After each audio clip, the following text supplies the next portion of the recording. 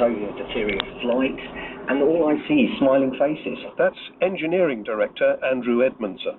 If they want to get involved with engineering, we've also found just telling them how a balloon works and how a propulsion system works. They seem very enthused and willing to learn and willing to listen. And that is very important because, as Michael Trotter said, the project motto is honouring the past, inspiring the future.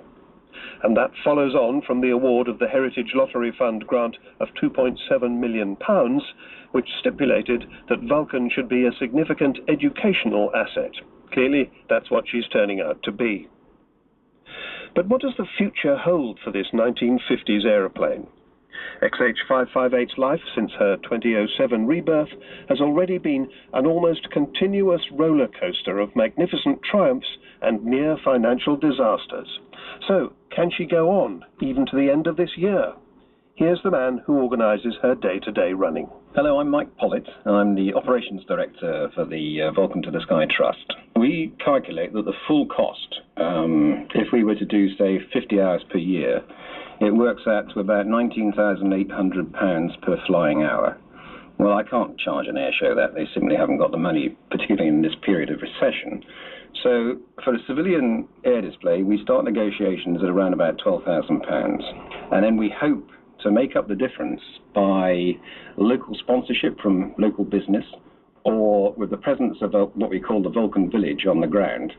It has an educational role, and it also sells merchandise, which helps support keeping the Vulcan in the air.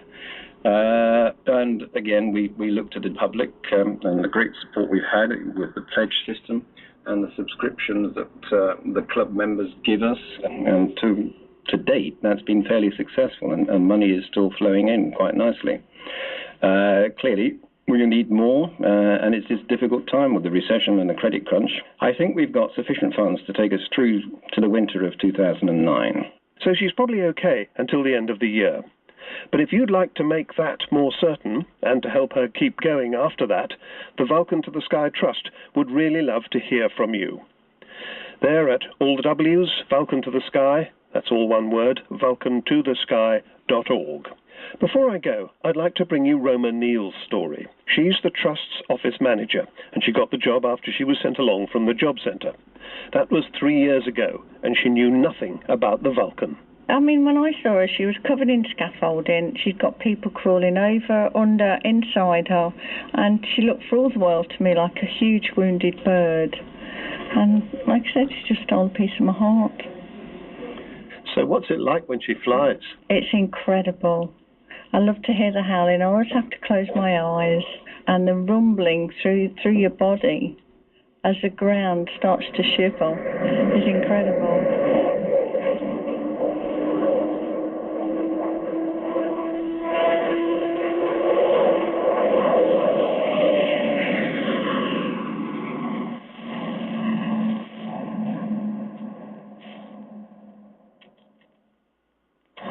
Thank you there to Sean Moffat for that interview on the Vulcan.